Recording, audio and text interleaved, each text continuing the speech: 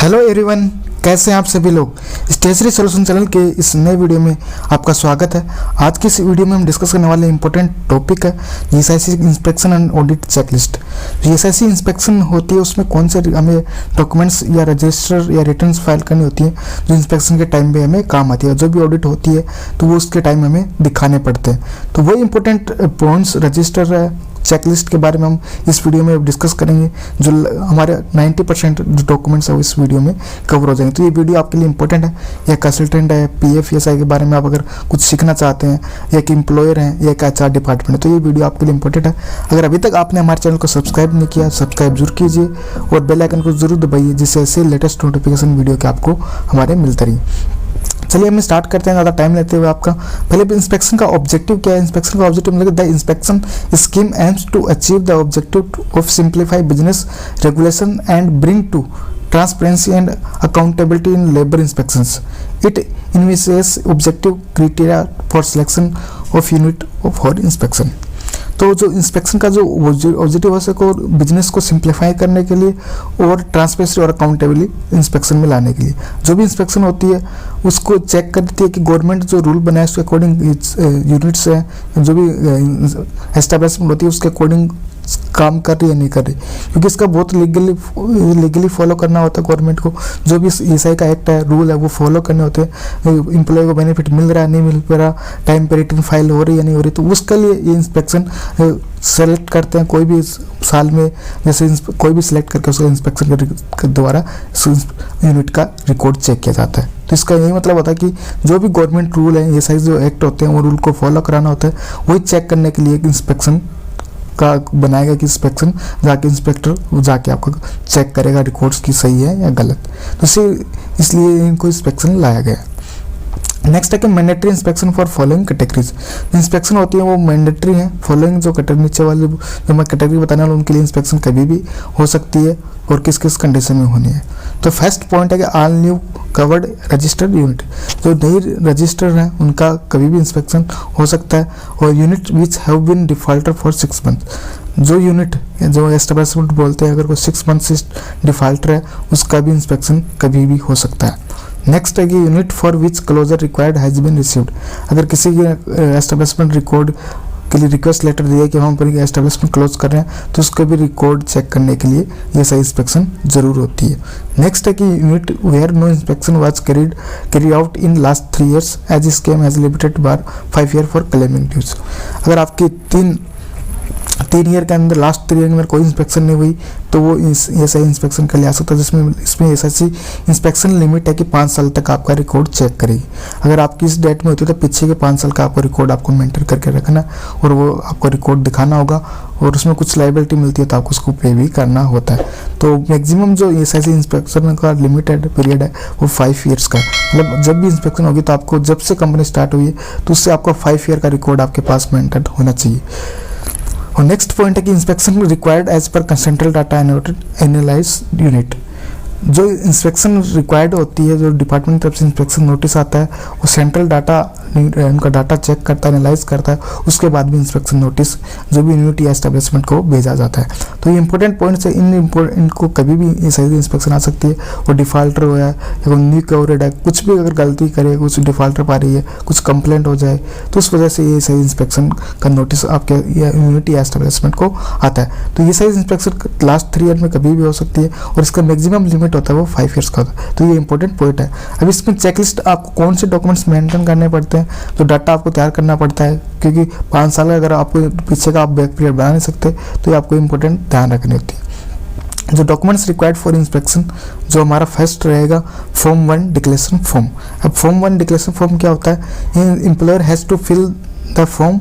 जो एम्प्लॉई होता है उसको फिल करता है and hand over to employ. जब एम्प्लॉय को ज्वाइनिंग होता है और वो एसआईसी में कवर्ड होता है, एसआईसी जो लिमिट है वो 21,000 है।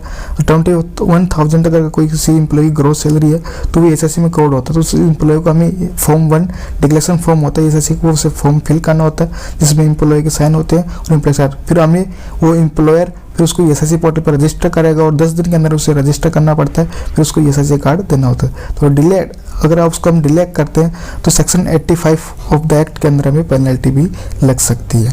तो ये इंपॉर्टेंट है। फॉर्म 1 डिक्लेरेशन आपको कहाँ मिलेगा, मैं आपकी जो जितने फॉर्म है आपको हमारे टेलीग्राम चैनल पे अवेलेबल करा दूंगा, क्योंकि ऑलरेडी मैंने इसके सभी फॉर्म ESIC फॉर्म पे ऑलरेडी वीडियो बनाए हुए। इंपॉर्टेंट फॉर्म कौन से बेनिफिट वाले वो सभी हमारे टेलीग्राम चैनल पे आपको अवेलेबल मिल जाएंगे।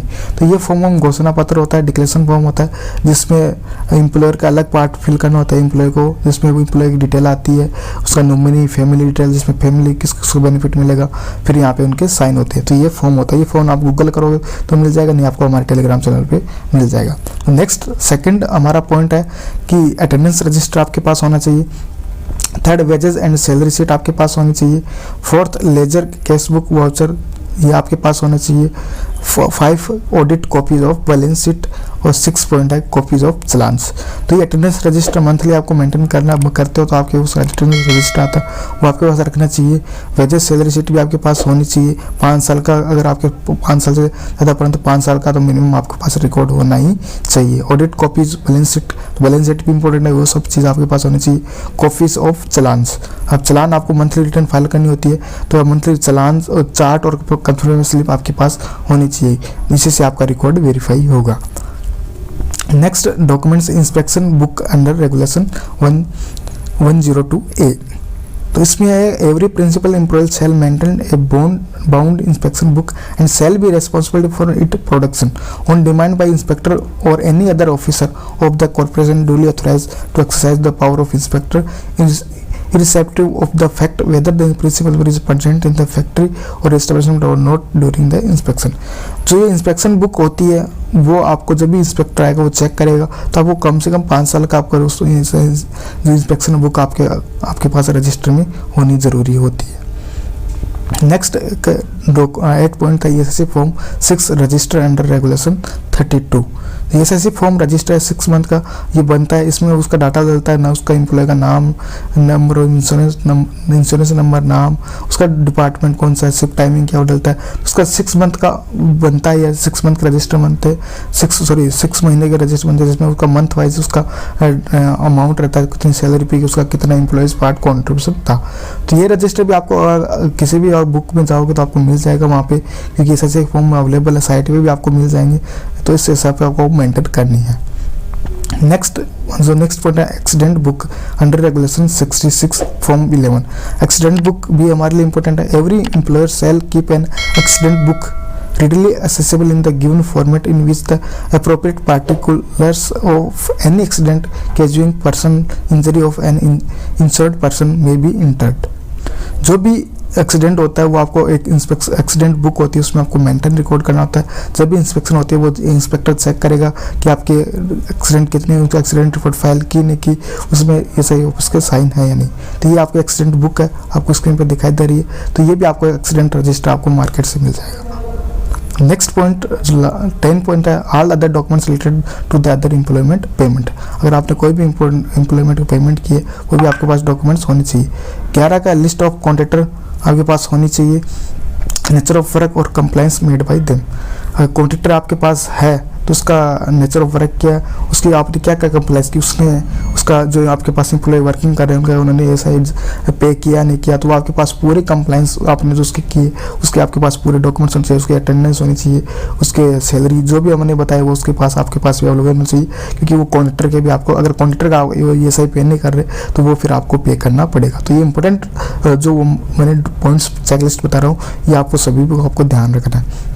नेक्स्ट ESIC चलान रिकॉन्सिलेशन, ये भी आपके पास होना है। ESIC चलान रिकॉन्सिलेशन होती है कि आपको उसमें पूरा एक ईयर वाइज बनाना पड़ता है, मार्च से लेके अप्रैल तक का, उसमें कितने एम्प्लॉय थे, कितना उसका चलान अमाउंट था, वेजेस अमाउंट, फिर एम्प्लॉय कॉन्ट्रीब्यूशन, एम्प्लॉयर कब आपने पेमेंट की, तो पूरा वो एक एक्सेल शीट में मांगते हैं, तो वो आपके पास होना चाहिए। ये फॉर्मेट आपको जब आपको इंस्पेक्शन नोटिस होता है तो उसमें आपको मिल जाएगा। तो ये आपके 12 पॉइंट्स हैं जो आपको इंपॉर्टेंट ध्यान रखने हैं।